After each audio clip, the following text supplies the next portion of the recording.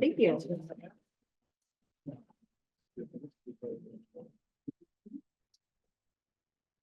When'd you get back? Friday. I think I should. I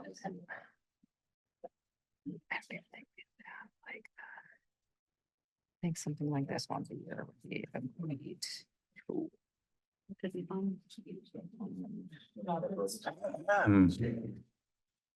6 o'clock, Monday, July 1st, regular meeting of the Windsor Heights City Council. Roll call. Here. Joseph Jones. Here. Michael Libby. Here. Lauren Campbell. Here. Teresa Harms. Please join me. Pledge of allegiance. Pledge of allegiance to the flag of the United States of America, and to the republic for which it stands, one nation, under God, indivisible, with liberty and justice for all. Thank you. Approval of the agenda. Roll call.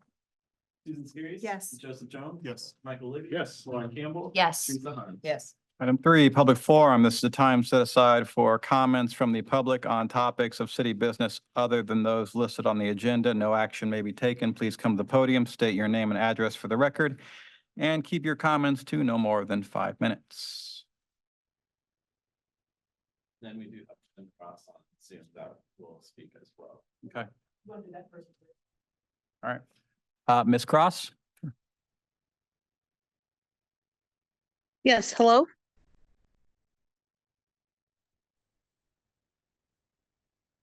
Can you hear me?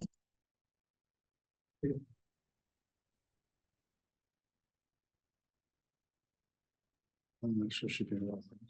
Are you able to hear me? Yes. Ah,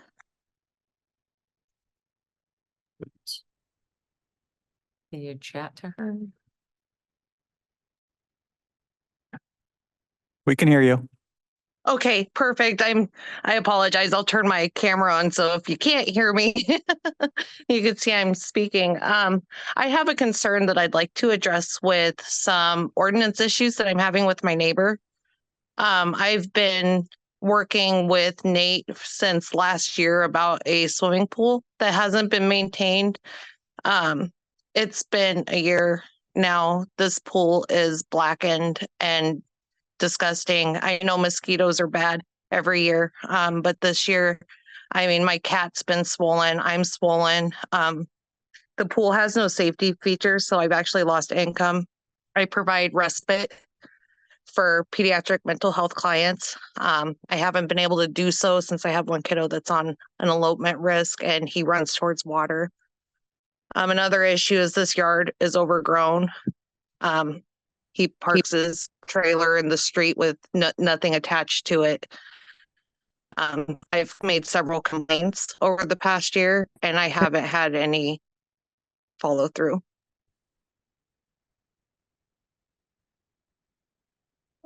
Jen, what's your address?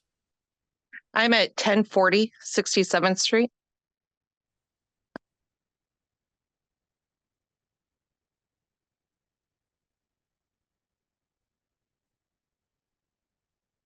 AJ, do you know anything about this?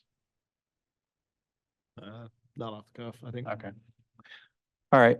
Jen, Nate isn't here tonight, but what we'll do is our city administrator will follow up with you tomorrow. Speak with That'll be Nate. great.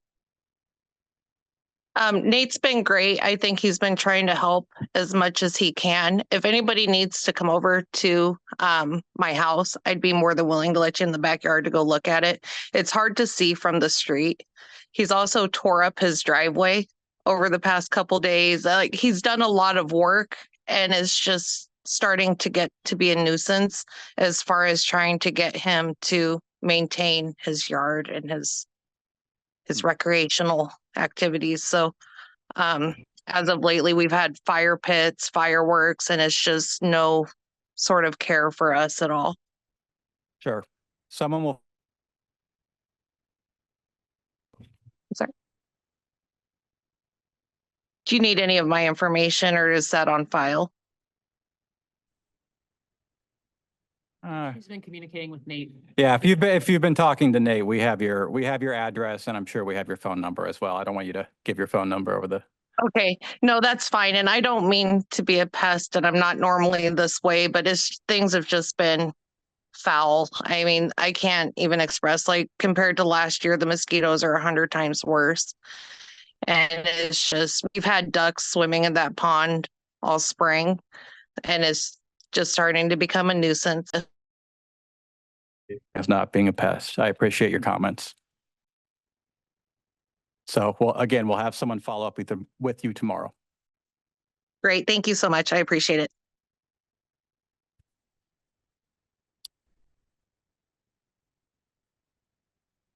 Ricki? I haven't touched him. I'm Ricki King. Am I supposed to get my address? I don't remember. You can't, yeah. 950 65th Street, and I'm your Greater Des Moines Sister City Commissioner. And I want to do a presentation on the trip to Kofu I just took in May that you guys gladly helped pay for. And what you have in front of you is the candy. It's Shine Muscat. It's the grape that Kofu is known for. Please share. I did check origami things you guys have is one of the guys I'll show you in the slide. His daughter made them for everyone. And then the women, since there wasn't a lot of fans, got the plans, and then Mike got a fan because I know Georgie. So thank you for listening. And please stop me if I go over 5 minutes. You can skip the sound. It was just, I was going to play, Kofu has their own song. The town has a song, but we're not going to play it just to save time. It was time for us to do that. I know, that'd be good. You can go forward. It might not be working.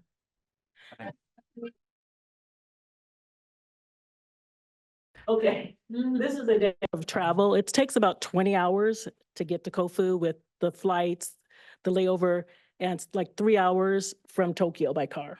So we did all that in one day. And I'm showing you the delegation as we're leaving the airport. And a suitcase full of the gifts. I had 2 suitcases, huge suitcases, just full of gifts that we had to hand out over the week time that we were there. You can move to the next slide. And this is us arriving in Kofu. They were very glad to see us. Some of the people, I'll just talk, you don't have to show the slides. Some of the people, the redheaded lady is the interpreter from Paris. Well, she was here last year when they came. She's the only person that was on the delegation last year, besides the mayor of Kofu, that came to Des Moines. So you see us at the airport, you see us at their city hall. They made that, you can't see the lady. What? I have no idea. It's okay. It was running fine and then we started meeting and then all issues. Then we started doing things. It's okay. You can just turn it off. I'll tell you what. No, we I can want tell to you see what- the. We want to see the. Okay. We'll grin and bear it. Music too. The music was only on the first slide. And since it's only 5 minutes, I didn't want to waste the time. Keep going. Okay. I don't know what I have next. Oh, this is the 300 gifts that we just made for the students. So that's telling you how much luggage we had. We had to do that immediately when we got to town. The guy on the far right is the principal of the school. The girl you can barely see next to him is a Des Moines school teacher, Maeve Morrow, that's teaching over there currently. And you can go to the next slide. And we met with the Nishi Junior High School, and that's their English class. It's Maeve's class. So we talked conversational English with them and asked them, they had little sheets of questions that they would ask us. And then we asked them questions. And you can't really show the students social media wise. So I took the distance picture of them. And they actually, I think the next slide shows, nope, it didn't. I took it out.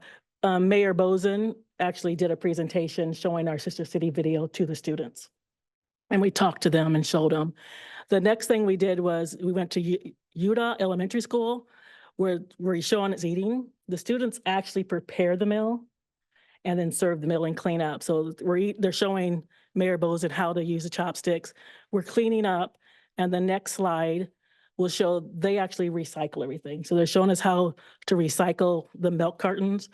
And then can't really tell that much, but the little girl is actually, they clean all the schools, the students do after lunch. top to bottom. They do, yeah, they do all the labor to clean the school.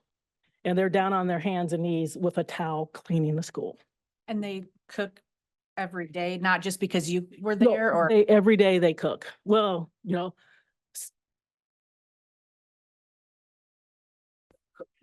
They do it every day. It wasn't just for us. And then the next slide, and the school cleans every day as well. I really appreciate this one because you see our Windsor Heights flag that I got. This is the librarian teacher. They already had all this Des Moines, I don't want to say propaganda, but items, materials, okay? Paraphernalia. There you go. No. They already had that there. So, I'm sorry. So I asked her, like, thanked her for all the stuff, and I donated our flag to add to their collection of stuff they display. And the purple book, you can kind of see the purple one in the far back. Go to the next slide. I might show it on the next slide. I'm not for sure. No, I don't. But it actually is a book about Yamanashi. It's like Yamanashi Prefecture. And there's a section in the book that talks about Des Moines and our sister city program and why we became sister cities. So I thought that was very, very interesting. And then the next slide is, we didn't get covered here in Des Moines in the news, but we did in Japan. And you can play a little bit of it. It's in Japanese. I just want to show that we made the news. And you can skip ahead. 甲府市のユダ小学校を訪問したのは、 And what we're doing here is, the teacher in front is actually teaching us how to write デ calligraphy モリッシュ for the の earth sign. 訪問は16年ぶりで、3年生の教室で You could 児童た fast ちが forward a 筆 little を bit. 使って縦線や Unless you guys 紙 wanna の watch the whole 字の thing. 書き方を学ぶ様子を視察しました。また、師匠自ら筆を取って書道に挑戦しました。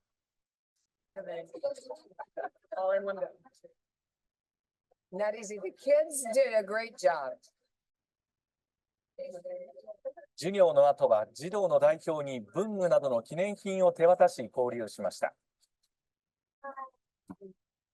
The learning that's going on is it's really rewarding to see everyone doing the hard work and educating the young students.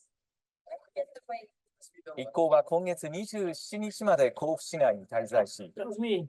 甲府市の留倉山の水素の関連施設や武田神社などを訪れる予定です。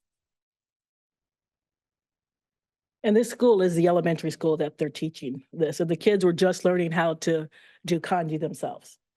And if you saw the Drake pennant, they were one of the people who donated items for us to donate, to give away. It was Drake, DMAC, the Iowa pork producers, and someone else. We had the flags. Oh, Cumming for their sister city, they donated. The city didn't donate, but the Middlebrook Farms donated a T-shirt, and the Iowa liquor, I don't remember how to say their name. Alcohol beverages. No, it's in Cumming. It's the Iowa Distillery. yeah, Iowa Distillery. They donated 6 bottles of bourbon that we were able to give away to different people. So that's how we incorporated the other sister cities in. They donated items. Ankeny City bottles. did do it. Yeah. Yeah. Just double checking. We get candy? Interested? No. My mom. The mayor was very happy. The Kofu mayor was very happy to receive that gift. And we can go to the next slide. You have to go one more, that's a slide. And then one of the very first things we did was go to the power storage plant. It's a hydrogen plant. So they change hydrogen energy into regular electric energy. So they can do cars. They actually sell it to companies to use it. And they're test marketing it. So they're completely off electric. They're only using hydrogen energy. And that's a solar plant behind them that they also use. So that was really interesting that the classroom, he's the director or president, is telling us, going step by step on how they do things. Then we go to the next slide. And then these are a couple of businesses that we saw. We went to a farmer's market and corn was in season. So everything we had pretty much at this farmer's market, our dinner, our lunch, was corn-based. So they had corn ice cream, they had a little corn on the cob. There was corn in the ramen noodles. It was all very good. The only thing that we didn't like about the farmer's market was not a negative on them, is the grapes were out of season. We really wanted to have the grapes because they're known for that. And then the other places is indoor playground for kids. And this is actually a circle slide that goes around. So you sit on it, you slide around. if you had, I had a great time experimenting with everything. So I'm sure the kids, I'm like, oh my gosh, I can't believe this. And this was just added to our agenda because it had just opened up. But I was like, okay, that was fabulous. And we go to the next slide. Is that a business that has that It, daycare center? Or yeah, something? that's a indoor playground that parents can, it's not a daycare. They can just come and bring their kids to play indoors. Nice. So, and then a couple of the businesses Yamanashi has is Indent Leather. I could show you. I bought one. I bought myself one. It's a wallet. It's like, it's really cool. And then the other thing is jewelry. Just show you the necklace. Is they're showing us how to polish the stone. All of us got a stone to polish. And the next one should have something else. Yeah. They're known for their jewelry. It's very expensive. I ain't even gonna look at it. But if you notice that sculpture is right in the middle of downtown is the diamond, if you can tell. So that's how much jewelry influences Kofu. And then there's a couple of the people that were with us, and we did tour how they make their jewelry and how the quartz and how it progressed, but you can't take pictures. So that's the only picture we can get of that. And then the next slide, please. Everything was very fascinating because I had been there previously and it's completely changed that I didn't even recognize. It was like a totally different town. And their city, see how big our city hall is? Behind them is all of their city hall. So they have, I think they said 30 some people that's in their city hall. And then behind the chairs behind us is where the mayor sits and then the next guy sits. He's not called the mayor pro tem, he's called something else. But then next slide. And then the guy here on your far right with Mayor Bozen, it's his daughter who's made the origamis for you guys. And he came to Des Moines last year. So we got to see him, made a point to see us. He's like, oh, in Japan, their government changes every 2 years. So the lower people change every 2 years. So the interpreter was the only person that was still there from when they came last year. It was all new people that we met. And then the guy on your left is the council chamberman, and he was here as well. And the guy on the right works for the council chairman. And then we go to the next slide. And this is the mayor's office. We had Mayor Higuchi who came here. They showed us a video of their town, and we showed them a video of our sister city information. And then we actually exchanged flags, city flags, because we did not have a Kofu flag on display. And they also exchanged other gifts, but I like the flag, so I just showed you that. There's a glass dragon that if you go down to Des Moines City Hall, it's on display that you can see. Next slide. And then we only went to Kofu. We never left Kofu until we came back to Tokyo before we came home. And they wanted to show us what they were known for, which is this gorge. It was a 45-minute walk up, but it wasn't too bad, but it was a beautiful scenery. And then on the right, you can't really see it that well because of all the buildings, but it's on that second picture on the left where it looks like this bricks, that's actually Kofu Castle. And that's where the town kind of started at. It's actually outside our hotel room. We were part of the Kofu Castle grounds is where we stayed at. And the next slide. These are just, then one of the things that I'm trying to do is get a partnership with Yamanashi Art Museum and Des Moines Art Museum. I was actually shocked. I thought it was going to be a small, maybe like an Ankeny size art museum. This art museum was showing Toulouse-Lautrec, is it? Right. They had an exhibit of all of his works and peers of his standard at that time randomly at this museum. I'm like, okay, we've definitely got to get them associated with Des Moines. They had a sculpture park out in front of the museum like we have. And that reminded me of the Japanese art down in our sculpture garden. It's actually an apple. And I took a lot of pictures of Windsor Heights flag. I took enough pictures of it that Mayor Bozen was like, why do you keep taking all these random pictures of this flag? It always keeps appearing in pictures. I'm like, because I want people to know about Windsor Heights. And when I bring the flag out, then I can tell them about our city. So I got a fun out of that. And I was donating them to select people. And then next slide. And then one of the things that we're currently doing is Kofu Zoo. You're only seeing pictures of it because currently under construction, but we already have a partnership with Des Moines Zoo and Kofu Zoo They're already doing things together. Once it reopens, they're hoping to do a exchange between workers. They come here and their workers go there. Hmm. And then this is one of their temples. If you go there, if you clap at a certain spot, you can hear a dragon roar. You really can hear it. And then next slide, please. And then, oh, this is the other ongoing projects. I already mentioned the zoo, the art center, the hydrogen plant. I talked to a friend of mine that works for the Iowa Utilities, so they were interested in that. So I brought on paperwork back to learn more about that, and maybe they can get something going, or at least talk to each other. And then we're looking at cultural exchanges. There's a lot of people who want to go to Kofu, and I see, if I can work it out, because I'm only one more year on this committee as a chair, is getting something together that we can actually have people go over, a small group. And then the school exchanges, they're already doing that, and Des Moines School continues to do that with the sixth graders. And I forgot to mention, the principal at the first school, he was here last year on the student exchange. So he knew a little bit about Des Moines. And then the next slide, please. And these are the people that took care of us while we were there. They took us, when they were here in Des Moines, the group that's not there, they went to Iowa Cubs and they took us to their soccer team, the Vannerat soccer team. And then we also went to a winery, and you can see the black shirt is the Middlebrook, and the guy's holding the bottle of the bourbon. And then the next slide is us giving them a thank you dinner for coming. So all of our pictures were kind of stand up stiff. And at the end of the time thing, they were throwing peace signs up, and they were very happy. So that we broke down that barrier exchange. So you can see where trips like this really does work out, and it gets our name out there, and vice versa. And I think there's one more slide. Yeah. And I said the people 2 years ago or last year, the people couldn't come. The guy in the middle, he has two different people on the iPads. Since they were no longer on the government thing where we were international government section, they couldn't see us. So we made a point our last night in town to come to say, thank you for coming. And he brought pictures of the people that couldn't make it because they didn't live close enough to stay. So I thought that was unique. And that's it. Oh, I guess I didn't tell you who was in the delegation. This is Tanaka Shrine. That's a shrine, but that's a guy the warlord who created Kofu.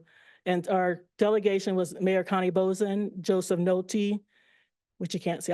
You can read their names. Kelly Nelson, or Kelly Simmons, Nelson, myself, Eric Baker, Roger Nowalski, Mayor Wiesen, and she's not on the commission, but she's a friend of the commission. So when they were here, she did probably twice as much as some of the commissioners.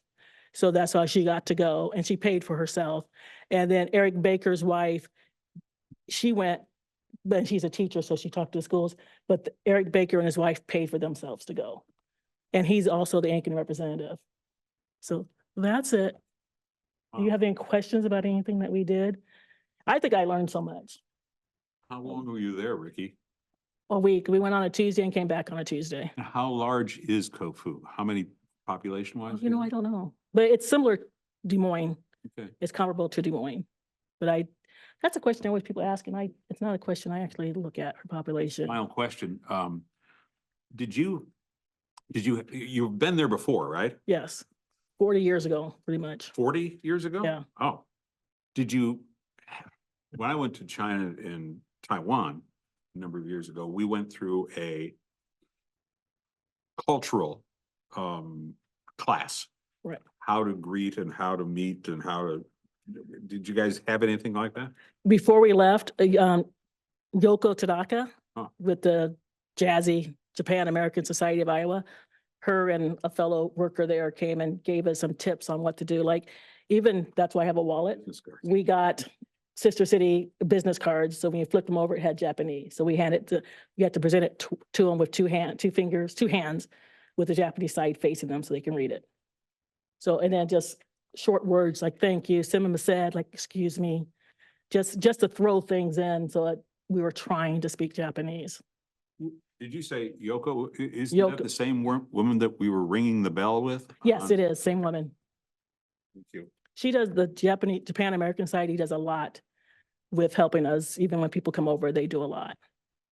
Fascinating.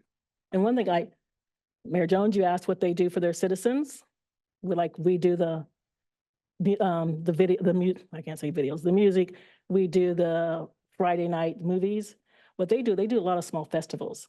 So where I showed you the Des Moines Zoo, or not Des Moines, the Kofu Zoo's at, that park has festivals there a lot. So they do, instead of just things, they do small little festivals around town. Nothing else. I was surprised to see the delegation last year at the state fair. Yes. So I happened to just walk in and sit down, and my husband was eating, and I looked at people and I thought, well, this is interesting. And then it kind of, so I started talking to people that were next to me. I said, are you from the Kofu? And well, how do you know this? Yes. Well, long story, but we won't get into it. Just drink up and eat, but it was nice to see, because there were probably 25 people, I would say, that, Wow. and they were all trying everything, as they were buying things. Yes, it was at, I can't think of the name, Brooke Reynolds' place at the fair. Yep. So he did Bacon Fest in Kofu, and so he sponsored them and let them try everything on their menu. That would So make that was nice. sense. We've had really good luck with people sponsoring. People come over sponsoring gifts, because we have no real money to buy gifts. So we're looking for donations constantly of people. And thank goodness we were able to find, like, we even got Pig Little erasers to give out the kids, or DMAC gave flowers or frisbees, little frisbees, which we ran out of. And they were calling us on the carpet, and we found out, like, they wanted us to produce frisbees. I'm like, we can't give these to you. We're in Japan. We can't produce them. We'll send you some back when we get back. Sorry. Well, it turns out we made gifts for the kids. The teachers took some of the gifts, so all the kids didn't get them, because the teachers took them as well. They figured that out and got them to the kids, but so they really do like what we're giving them and the contact. So I hope you guys can go someday too. I'm really impressed. Thank you, Ricki. Thank you. Thank you. This Yes. is really cool. A lot of pictures. Thanks for representing with Thank the flag you. and everything. That was so much fun. Any other public comment? Yes. Hi, hello, Julie Earhart, 1029 68th Street. And I think Jen is still on. And Jen, I happen to be your neighbor on 68th Street. We share backyard, so I know about the yard she's speaking of. Question I had is in relation, if a decision's been made on the sidewalk on 68th Street, which side it will go on. If that decision has not been made, when do we hope to get it, and how will residents be notified of that? And the last question would be, with the predicted weather for tomorrow, at what time might a decision be made on canceling Nights in the Heights? Thank you. Okay, a few questions in there. As far as the sidewalks issue, I will let AJ tell you that one.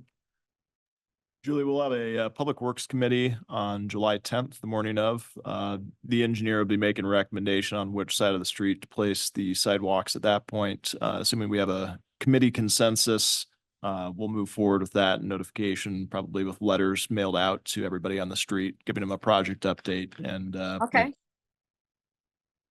Good, thank you. kind of that mid-July notification. All right, thank you.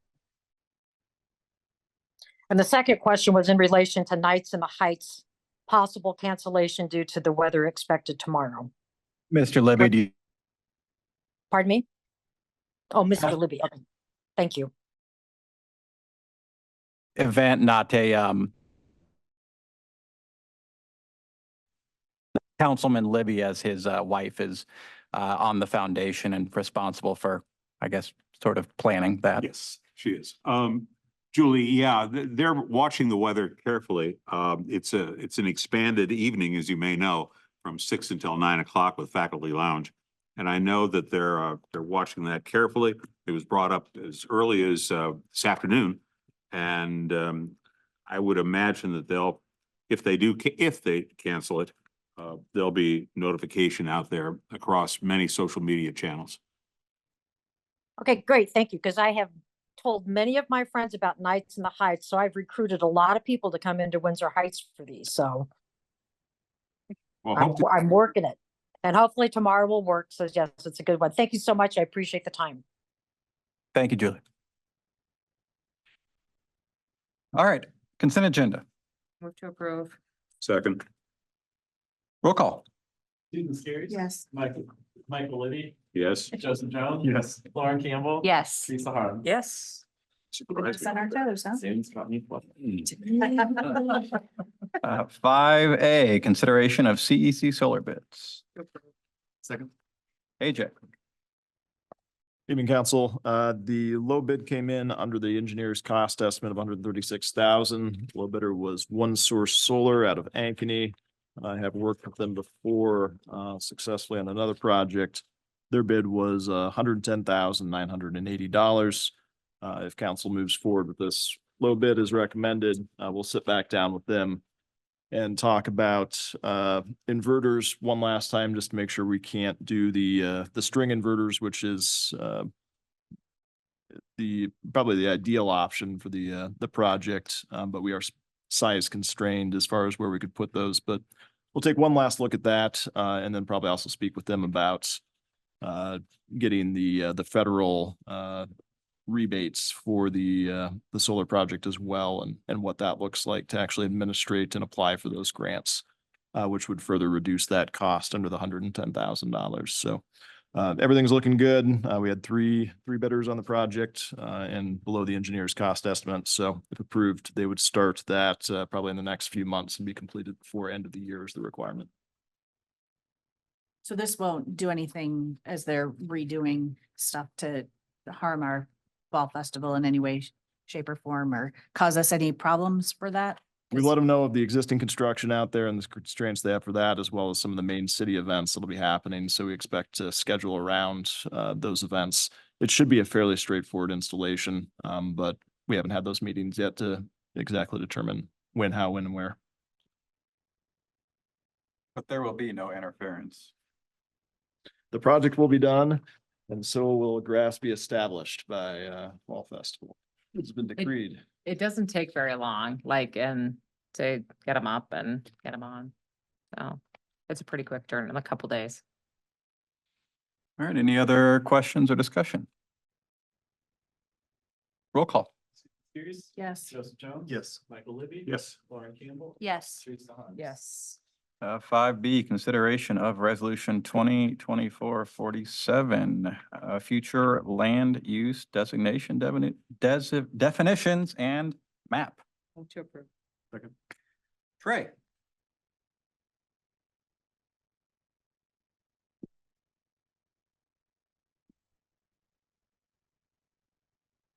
Well, Adam's pulling up the presentation. Right. Okay, so we'll be going over proposed future land use map and definitions update. The future land use map within the comprehensive plan is incredibly important. It's reviewed for all site plans and other documentation that happens within the City of Windsor Heights. It is the future roadmap, if you will, for the community and what ideal land uses would be within the community for almost every parcel within the city limits. And so currently, our future land use map looks like this. It's a little difficult to see over here, but the proposed map has several changes made to it. And on the next slide, you'll see those highlighted. We'll be going through every single one of these updated changes section by section. So moving to the next slide. On the left, we updated the commercial area within the community along University Avenue. Cut it off at 70th Street to have this section as the auto-oriented commercial with the addition of creating a land use designation considered light commercial that focuses more on walkable and alternative forms of transportation for business along the University Avenue corridor to make that more walkable and downtown feel that the city has for the focus of University Avenue. So with the creation and definition of light commercial being added to promote those alternative forms of transportation on that right side, showed from 70th Street to 66th Street. Moving forward, Updated along University Avenue from 66th Street to 63rd Street, except for that northwest corner of 63rd Street that you could see is Civic on that side. And expanding this designation was to encourage further development of various offices, businesses, and then diverse residential types throughout that corridor. On the we changed those top 3 parcels to be civic and public civic land use designation. Presbyterian Church is acquiring those 3 parcels, so and they'll be used by them indefinitely. And then moving forward, expanded the mixed use area along 63rd Street and updated that 63rd Street heading south all the way down to Mott Avenue. And this update is to increase that flexibility in use and form of redevelopment that can happen along that corridor, especially with the Windsor apartments being developed on that 63rd and University corridor. On the right, we updated sections for parks and open space, taking that parkland dedication from the Windsor and then other areas that would be optimal for remaining park, either park or open space for the community. Continuing forward, on the left, you'll see that this, which was originally low density residential, has been moved to high density residential.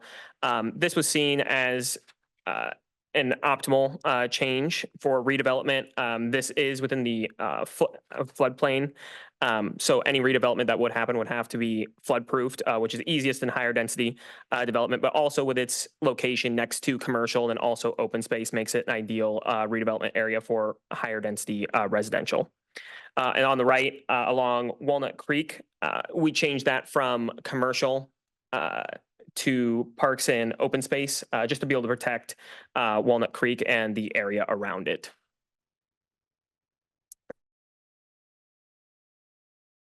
Previously, a commercial, although it is be a commercial use of some kind. And then south of that area is DOT owned, so we marked that as civic, just to make sure that it is denoted on the map instead of it being blank. Moving to the land use designation definitions. These are the previously listed out definitions, which do include town center and then transitional residential. Moving to the next slide, we make a few separate updates. Low density residential remains the same. High density residential remains the same. A bit because of some of the redundancy of its purpose is to show an ideal use of land use, when transitional residential more shows that this is currently residential and is supposed to transition to something, but doesn't necessarily denote what that is. Issue as that area then ideally can be used for either specifically in the University Avenue corridor, some of those more historical homes being able to be used for commercial needs or unique commercial needs. Their development of commercial and maybe not necessarily auto oriented, but that more walkable and downtown oriented commercial. Mixed use also removing zoning. Civic use was also unchanged. And then parks and open space. The actual title was changed to include parks so that recreation was also included within that definition. And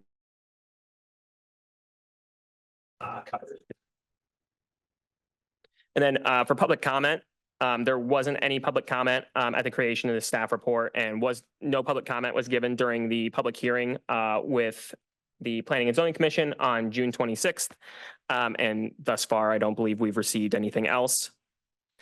So the kind of conclusion and recommendation, after reviewing all that documentation, the changes to the goals and vision of the comprehensive plan, updating and the updated zoning code, future land use map, and future land use designation definitions within the comprehensive plan for the City of Windsor Heights Design Council. Said earlier on June 26, 2024, and made the same recommendation. Land use map and future land use designations, definitions within the comprehensive plan. So if you have any questions, I'd be willing to cover any. There's a lot of information. Yes.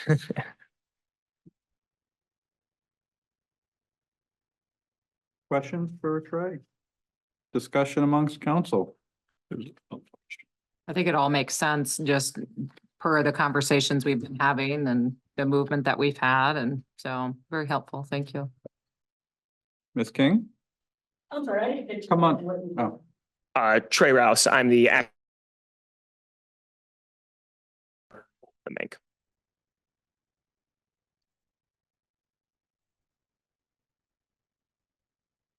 any other questions or discussion?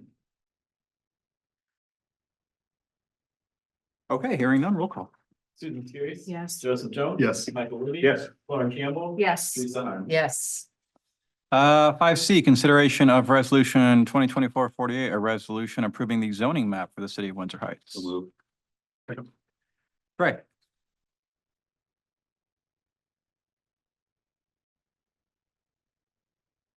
Okay, and we'll go over another map. Has a lot less updates to it though. So with the updates to the zoning code that occurred earlier this year, zoning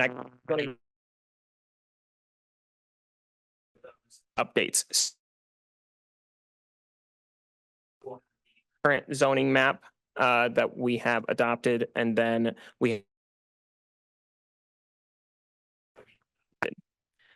so on the quick areas of change, I'll first go over the areas of change within the changes that appear on the map. So removal of the zoning code. We added in the mobile home residential district along with the limited industrial district to the map legend. Although neither one of those is utilized on the physical map of Windsor Heights in the code, so it is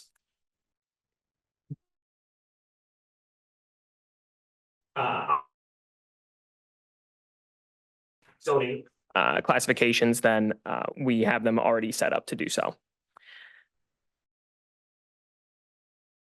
In district titles to make sure that they matched and corresponded. That were made to the zoning map, we're making sure that two separate changes happened.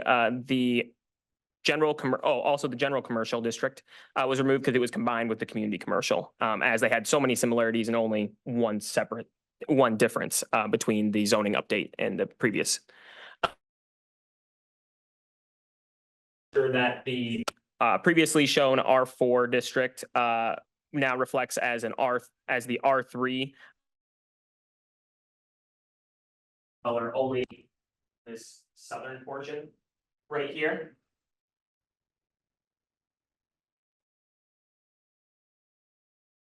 And that red box, making sure that those coincide. Similarities. Previous general commercial zone down to the south to community commercial, again, for that combination. For comment, Planning and Zoning Commission held a public hearing on June 26th, and no public comment was given during that time. Up to the beginning of this meeting. So for the conclusion and recommendation, after reviewing all the documentation available and making sure to review the updated zoning code, Windsor Heights, the City Council, Planning and Zoning Commission, after holding the public hearing on June 26, 2024, made the same recommendation to City Council. Questions for Trey or discussion?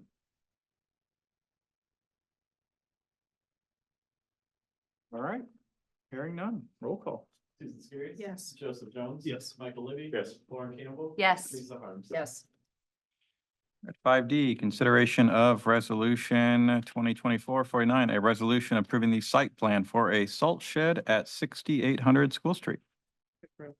Second. Ray. One last one. Okay, so going over the Public Works salt shed at 68. And property owner, City Windsor Heights, previous use, current use, and proposed use, all safety services within, and it resides within the R3 multifamily residential zoning district. So existing regularly shaped full access driveway to the northeast, one structure, a little over 1,200 square foot building on the property. An AG single structure on the parcel. Further background, parcel currently exists as a storage area. Storage will continue for salt. So the proposed project 1,200 square. The vegetation and things on the property. Appropriate location determined by the entity that moves the tanks, and then the impervious surface amount percentage will actually decrease based upon the development of this new storage shed. And the next will be the geometric plan sheet, just to give it a little bit of a better view. A little bit difficult to see over there. And then going to the is still the R3 district use residential multifamily. To the south is the interstate. To the east, multifamily residential district R3 still with residential multifamily use. To the west, still the R3 district with safety services. All the lot area lot with requirements for R3 are listed below as well. Looking at the comprehensive plan, this is proposed to be moving forward as high density residential. And the comprehensive plan defines this as residential uses with densities above 8 units per acre. And that corresponds to multifamily development. The proposed project does not necessarily conform to the vision that has been laid out by the comprehensive plan future land use map by definition. However, the safety of the community and updating facilities is needed to maintain the safety and well-being of the community as identified in the comprehensive plan. This parcel is currently being used for a similar manner that's being proposed and within the future land use designation. So city staff are inclined to allow that to remain, although the future land use designation does not exactly meet that. Within the zoning district, the R3 multifamily residential district, this is defined as this district is intended to provide locations primarily for residential multifamily housing with supporting and appropriate community facilities. It also permits some non-residential uses such as offices through a special permit procedure to permit the development of mixed-use neighborhoods. The safety services use is a permitted use by right within the R3 multifamily residential district. Moving forward to kind of the rest of the information for it. Analysis of proposed development or the use of the property. Parkland dedication, although it's in a residential district, it's not creating any sort of residential development, so it's not required to have parkland dedication. Landscaping and planting, the proposed project and site do not require landscaping and plantings of any kind and are exempt by the requirements by the code chapter 173.02.2. It states that any site that is remodeled, rehabilitated, or improved in a manner that does not substantially change the site, then it is exempt from the landscaping and planting requirements of the zoning code. Building facade requirement of any kind, such as the urban center district or community commercial districts. Stormwater and drainage, these were not seen as issues as being on the parcel, other than making sure that the AGS containers were moved outside of the floodplain if possible, or flood-proofed wherever they are to be moved. Parking requirements, the safety services use does not have a minimum off-street parking requirement within the zoning code. So it does not need to meet any parking requirements. Screenings and bufferings, this is within the R3 district, less intensive use. It does not have any required screenings or bufferings from any surrounding zoning districts or of any of the storage. And public comment, the creation of this staff report and presentation, there were no public comments sent in. And there was a public hearing held on June 26th with the Planning and Zoning Commission where no public comment was given. Up to this meeting, no other public comment has been received. So for conclusion recommendation, city staff after reviewing all the documentation submitted by the applicant and by city staff and all city departments, compared this project to goals and vision of the comprehensive plan and city plans. After review, staff recommends approval of the 6800 School Street site plan, public works salt shed with the following conditions to the city council. That condition would be making sure it meets all general condition requirements attached to all site plans. Then along with one additional by the fire department, the responsible party, whether that be Public Works Department for the City of Windsor Heights or other entity, ensure that the AGS tanks to be relocated or relocated to a spot that is above the floodplain or flood proofed in their new location if they can't be moved to a new location that is above the floodplain. Planning and Zoning Commission, having met on June 26th, held a public hearing and gave the same recommendation to City Council. And I can answer any questions if there are any. If there's some specifically about the salt shed itself, we have Public Works here to be able to answer those. We've been talking about this for a long. I'm gonna say, I'm just happy to get this bill. Let's go. Roll call. Is the motion with the condition? Yes, the recommended motion to approve the 6800 School Street site plan, public works salt shed with the conditions of approval laid out by city staff. So it would be including that one condition. Any questions or further discussion? Andy, do we have a demolition date? Tomorrow. Tomorrow? We'll see how it goes. Got the end loader, right? So put it to good use. No, you don't need to make any comments. Yes. Yes. Yeah, we can hold session after. We can. Managed IT provider RFP. Move to approve. Second. AJ. As council's aware, we've gotten through some staff changes in the last couple of years for folks that have managed our IT, Rob Pearson and Derek Meyer.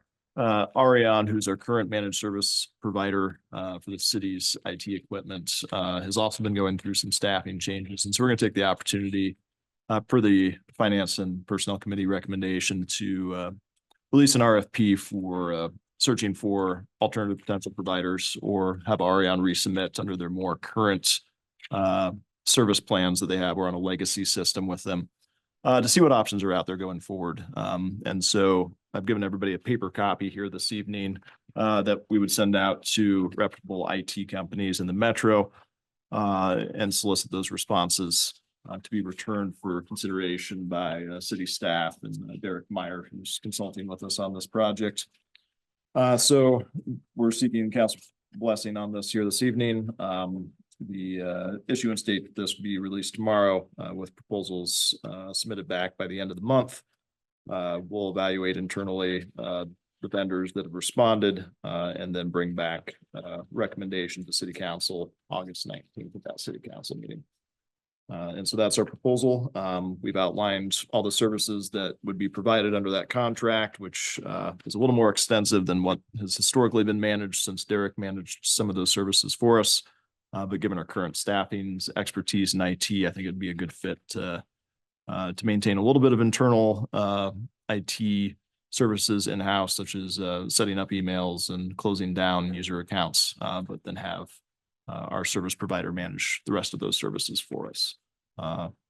And interestingly enough, in 5 minutes, we'll turn over to our new server as well, which Ariane is installing here today. So if we do have any IT issues, that's probably what's going on, but we're hoping that'll be a smooth transition over the next 2 days as we move online to a new server with some additional space and some higher security features, updated patching. So happy to address any questions you might have.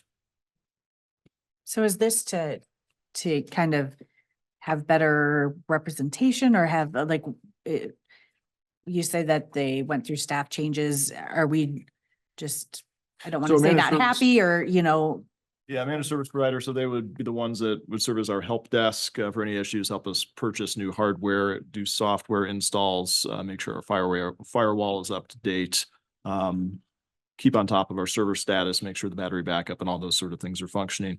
And so that's all under contracted pricing for hourly services and pricing services. And yeah, so they've gone through some staffing changes. We haven't reviewed our contract with them for the pricing of those services for a while. We've been kind of taking a look at that over the last 10, 12 months. They've given us some new pricing information, but I feel like it'd be a good time to take a look at what other services providers are out there as well, just to make sure that we're getting high quality service at a fair price.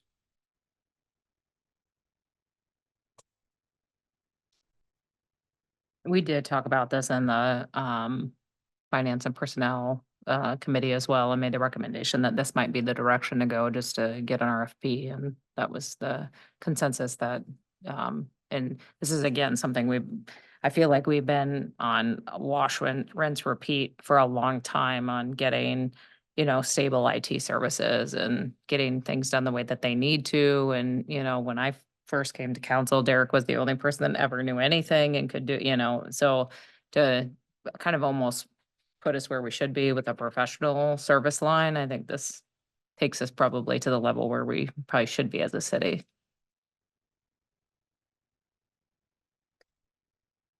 Other questions? Further discussion? Hearing none, roll call. Susan Spears. Yes. Joseph Jones. Yes. Michael Libby. Yes. Lauren Campbell. yes. Teresa Harms. Yes. 5F, consideration of updated employee handbook. Aaron. Yeah, so at the last council meeting, you saw the updated handbook with the majority of the changes. And then there are 3 areas that you asked for some additional rewrites. And so you'll see the red line versions. I've got the page numbers, but I don't know if yours correspond. 176, 185, and then the drug and alcohol testing procedures that start on 188. So the changes were with respect to the code of ethics and political activities, non-fraternization, and then the drug and alcohol testing policy.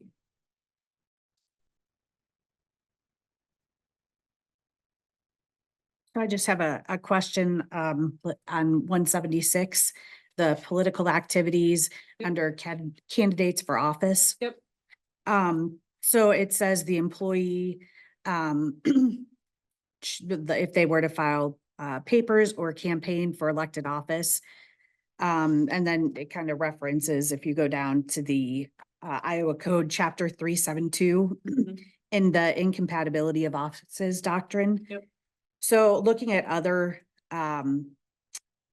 cities like Clive, it says all full-time employees. So my thing would be if a part-time employee, let's say somebody on the fire department, they would be able to run in Clive for city council, or whatever, because they're not considered a full-time employee. And then that, because, they've decided that if you're a volunteer fire chief, you can be on city council, like that's been decided in the courts for this. Yep. Yeah. Yep. So I would just like full-time employee added into that.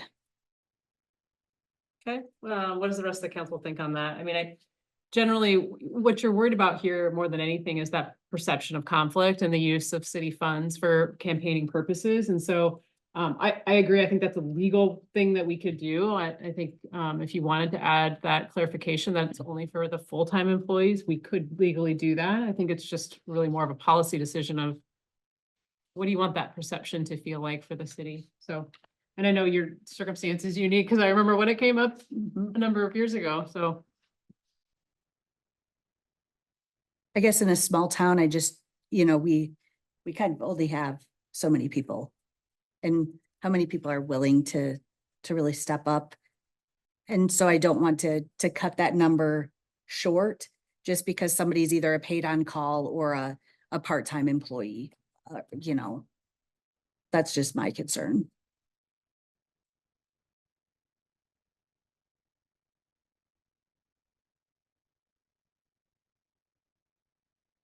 And then going back to Lauren's concern from last time. I don't know, like it says political activity is not affected. I don't know if this is something, if I'm just reading into it more as Rochelle and I read it, and then as Lauren took it, it was questioned if our employees couldn't run for city council, mayor, elected office in their own city. I don't know if that should be, spelled out. I saw it spelled out in a few different other places that, running for city council, mayor, and I don't know how to put that in your residential city is not included on this. And again, maybe I'm just thinking that over, but if three of us read the policy and thought the same thing. I hadn't heard that concern come up actually, so I'm glad you raised that. Where are you seeing that? I'm looking at it, political activity is not affected, but that's what I'm just wondering if. And You want to add that? well, I'm just wondering if we should clarify it a little bit. I mean, I thought it was kind of clarified, but then I think we read it and kind of hee-hawed back and forth on it. So I think the red line kind of cleared up my question that I had because there was a lot of relative or partner language that has since been removed. But to Susan's point, if there's somebody who is an employee here of the city and they want to run for elected office outside of the city, it doesn't look like it specifically disallows that in the guide here because it says for office in the city of Windsor Heights. Do we need to specifically call out in the political activities not affected that if they're seeking office outside of the city of Windsor Heights? Is that? That's okay. correct.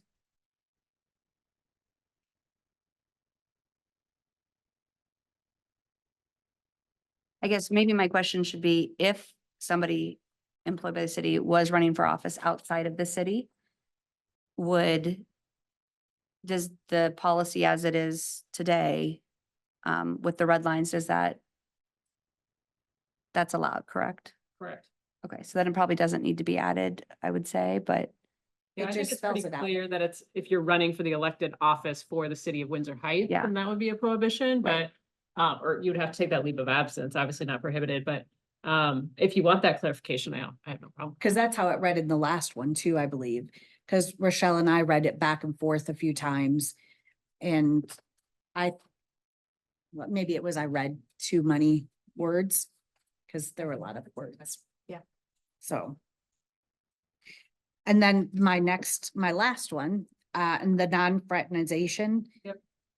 If you go to the second paragraph that starts with, for the purpose of this policy, relatives or spouse, that, I'm just curious on personal relationships could also include, but not necessarily limited to dating, shared living accommodations, landlord, tenant, or leaser, leasee relationships. So if I wanted to lease a house that I owned here in Windsor Heights to an employee, or like how, I guess I didn't read that the first time around when I read that. And I didn't see that in other. Yeah, I think it just is gonna go to that, the power struggle that you would have with any of those relationships. Again, that's not a legal term. If you don't want it there, I don't have a problem with it, but I think it's to avoid those situations where there's going to be someone of power that's gonna be able to have that decision-making process. And so you're trying to avoid that potential conflict, but it is kind of unusual language to have in there. I guess I would feel better just to have that removed personally, but I also don't want there to be that power struggle either, I guess. Well, that's not, to be clear, that's not a violation of anything, right? It just said, am I wrong? It just says personal relationships and then it lists that. Is that a violation of anything? That's just a definition of something. But- Where does it, Doesn't it I re- see the romantic relationship is the problem. And then the domestic partner and the relative. And then, Yeah, it's in the strike through, so we Is might it not even need it someplace because it else? was it was up here. It was in a close personal relationship, but that's been stricken, so Yeah. we probably can just strike that whole definition of yeah, close that's personal not in relationship. there anymore. Mm-hmm.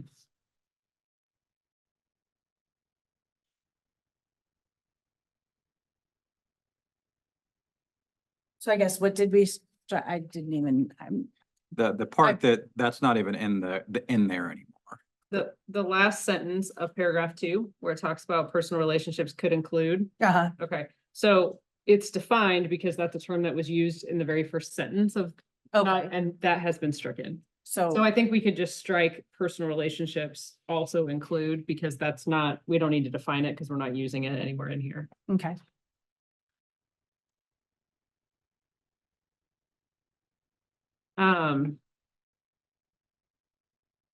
Back on the political activities, where do we, how we feel on the adding the full-time employee language as opposed to just leaving it as any employee?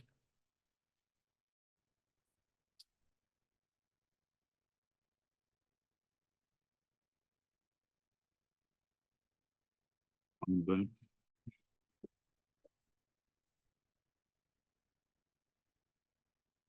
that your recommendation? Or do you care? Like, or I- makes the most sense? I like it as employee. I just think it alleviates the potential for that conflict, but I don't, legally, you can do it, you can have full-time or not. So your recommendation as legal is, To leave it as is. okay.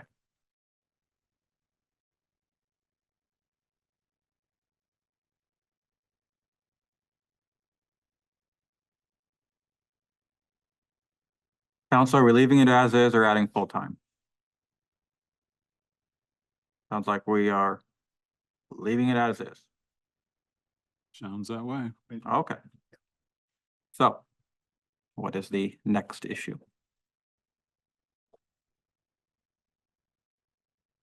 Drug testing? Feel the excitement of drug testing? I'm okay with the I asked for that change, so I'm good with it. Yep. And really all that changed is just the pre-employment testing. Yep. And then the rest of it would be as is. So anytime there would be an accident, reasonable suspicion, the testing would be as originally drafted.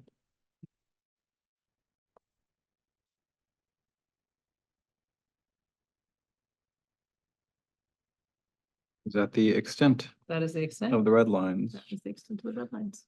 All right. Are there any further questions or discussion?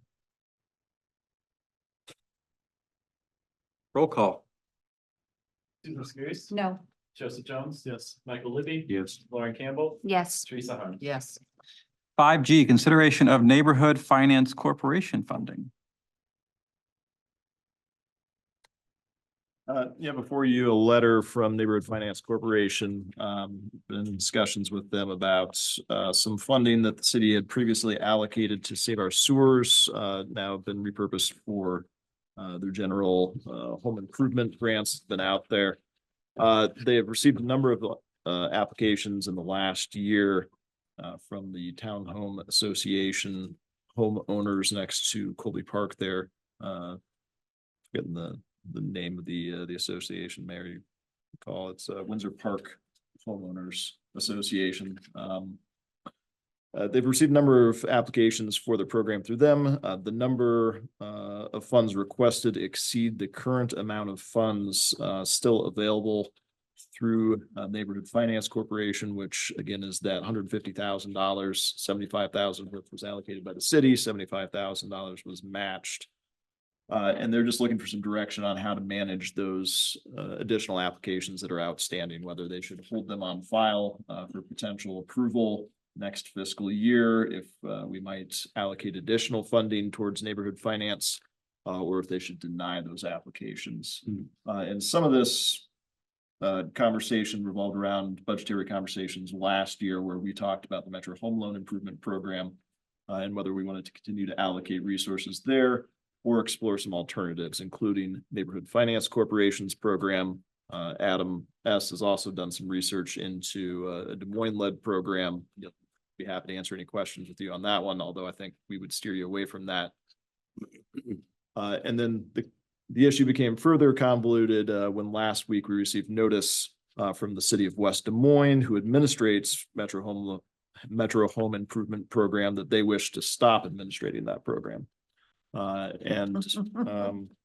So we've added that to the mix here but Mid Iowa Planning Alliance, MIPA, which we are a member of, they act as sort of a cog without the name in some instances, has expressed an interest in administrating the Metro Home Loan Program. And so those conversations are active right now with those participants, those other cities that participate in the program, about how that administration would look like. And so staff recommendation to you here today, given all these wheels in motion, is to just advise Neighborhood Finance Corporation to hold those applications until we get to our budgeting process here in November, December, have a better understanding of what the MIPA administrated Metro Home Improvement Program looks like.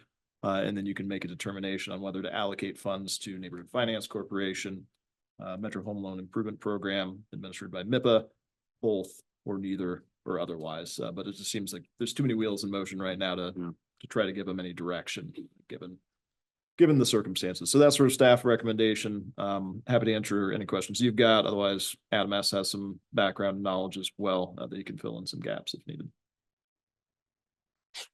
So just for clarification, so we did not allocate anything in our new fiscal year for either of those. We have not programs. allocated anything since 2018, with the exception of some federal funds that we allocated to the energy efficiency program that NFC administrates several months ago. Okay, thank you.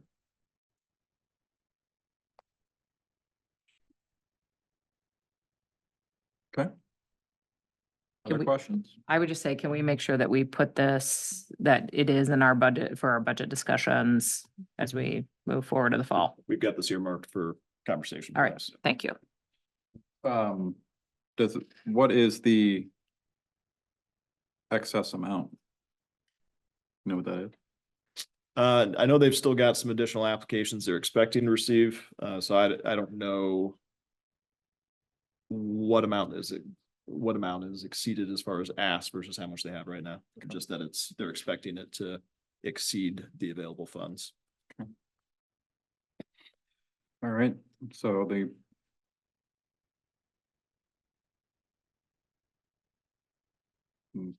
ask or the motion, I suppose, is to what? My recommendation just be notify Neighborhood Finance Corporation to hold the applications pending budgetary decision end of the year. Is there a motion for that? Do we need a motion for that, or can we just give staff directives? Just give them direction. Do you have direction? Got direction. Okay. Yay. All right, 5H, consideration of second reading of ordinance 2024-05 vacant property registration ordinance. Move to approve. A second. Any updates, AJ? Nothing new on this front. Any discussion or questions? Hearing none, roll call. Susan Skiris, Yes. Joseph Jones. Yes. Michael Libby. Yes. Lauren Campbell. Yes. Lisa Harms. Yes. 6A, reports, the 18th, State of the City. Chamber of Commerce did a wonderful job putting that together. 20th Public Safety Committee, I sent out the minutes for that. Chief Roth did a wonderful job of putting those minutes together. Those are much better than anything I ever put together. I missed the MPO meeting. 21st, the Uplift Funder Group meeting, the annual report. I hope to be sent that. I will distribute to council when I get that as well. 24th, I attended the MEPA meeting for as long as I could. AJ, I think you were there as well. So if you sat through the entire thing, I think you could tell everybody what happened. And then They the, updated their handbook. okay, well then that was, feel the Very good. excitement. And then the 28th, I attended the court hearing for our never-ending speed camera lawsuit, where there will hopefully be a decision on a motion for a summary judgment or a decision on the class certification within the next 60 days. Ms. Harms. Fun times. So we have started the process with reaching out to the contractors for Windsor Wonderland. And so that's coming along swimmingly and everybody's excited to come back again this next year and be a part of making it an even better event. We've got MAC next Tuesday and happy Independence Day. Be safe. Ms. Campbell. I had the Public Safety Committee meeting and Special Events Committee meeting 2 weeks ago now, and that's it. Mr. Libby. The State of the City meeting that was held on the 18th was spectacular. The mayor did a fabulous job in reviewing all of the things that are going on here in Windsor Heights, and Dr. Matt Adams from the West Des Moines Schools also did a fantastic job in talking about their program to get more literacy and get kids back into classroom. It's really, really well done. I attended a MAC meeting for the mayor. We talked about traffic study and MPO rather, and thank you, traffic studies and safety issues. It was really very, very interesting. I will tell you that DART made a report, and I asked about the question about when they were going to be able to put the shelter back on the east side near Sam's Club on the for DART, and I was told just before we got the meeting today that that's coming. The shelter is in inventory, and they will put it up along with other shelters that are coming along University Avenue. Nights in the Heights is this evening, faculty lounge. I've just been informed that should they call it for weather-related issues, they'll try to do that by 4:30 tomorrow afternoon. And not only happy Independence Day, but also today is Canada Day. So happy Canada Day. That's it, sir. Jones? DART next Tuesday. Oh my God. Scaries? Let's see, the State of the City breakfast, the hard hat tour, that was great. I wish more people attended the hard hat tour, but learned lots from Caliber. On the 20th, I attended Catch Des Moines meeting where we elected new executive board members. They gave some totals on things. 259 events occurred in the fiscal year 23-24 because of Catch Des Moines. And the top two events for bringing economic growth to the metro were the AAU Olympics with over $40 million into the metro, followed closely by the National Speech and Debate event, which brought in over 22 million. So those are some pretty staggering numbers. And who knew speech and debate was, I mean, they go all out and they said it's just crazy. I had no idea. So I'm learning. On the 21st, we had a special events committee meeting. We updated the next few events, and Lauren and I are going to be discussing the fall festival here soon. Once we get our ducks in a row, be prepared for us to be in the full fall festival mode. And we'll be putting out requests for volunteers to help us make the fall festival a continued success. So book October 6th on your calendars because we want everyone to attend. It's the 6th, right? It's the 5th. It's the 5th. October 5th. October 5th. Yeah. Okay. So book the 5th and the 6th because we'll need help cleanup And recovery. and recovery. Yeah, so. Let's see, I volunteered at the junior rodeo. That was a train wreck, but, my job was to How'd you get, place?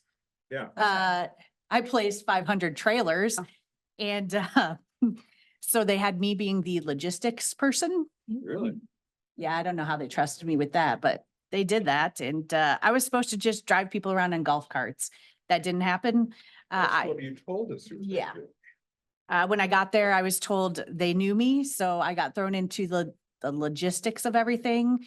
The next thing you know, I'm directing traffic with a puppy in a hand, a goat on a leash, and I'm directing with my head.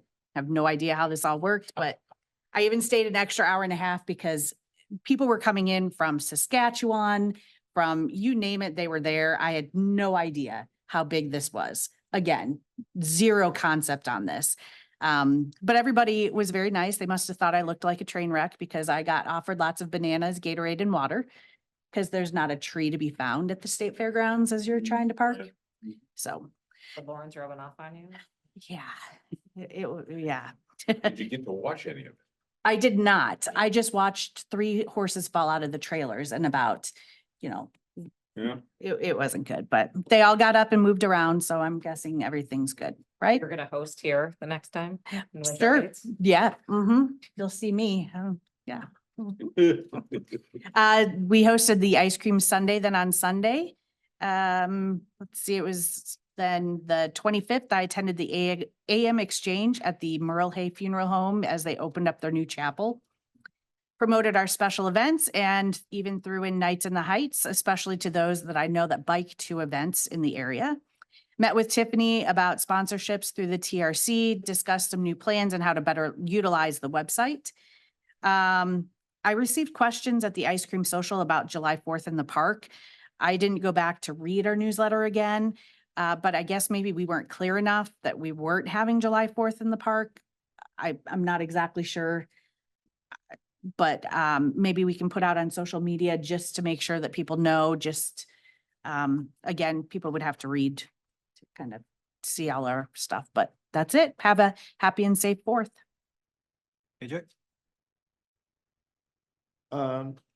Just note the new stormwater fee is in effect as of today. So you will see that fee increase on your utility bill. We are under flood watch tonight. Chief Mees has volunteered to stay up all night and watch the creek levels for us. We do have quite a bit of room in both of the banks, North Walnut and Walnut. So hopefully we'll escape without any significant damage, but there's a few inches of rain possible. We got a few pieces of Windsor Heights branded items here, including a nice water bottle, very large water bottle. And we have a few more things on the way. So if in your official duties, you have the need for anything to distribute to dignitaries or otherwise, feel free to stop by City Hall. It was a busy week in the courts last week. There was a few cases that were decided that impact cities. One regarding sidewalk liability for cities. So it's a good thing that we are moving forward with our maintenance program and letting people know of any deficiencies to help limit our liability going forward. There was a decision of the Federal Supreme Court about cities' ability to enforce camping restrictions on public property. Cities are able to restrict camping. So we'll be looking at trying to strike the right balance on our ordinance for that. I'll be taking that issue to Personnel and Finance Committee. Justin attended a stormwater meeting across the Metro Planners, talking about the new state stormwater ordinance. I unfortunately had a conflict come up on that. Justin, I don't know if you had any big takeaways you want to hit.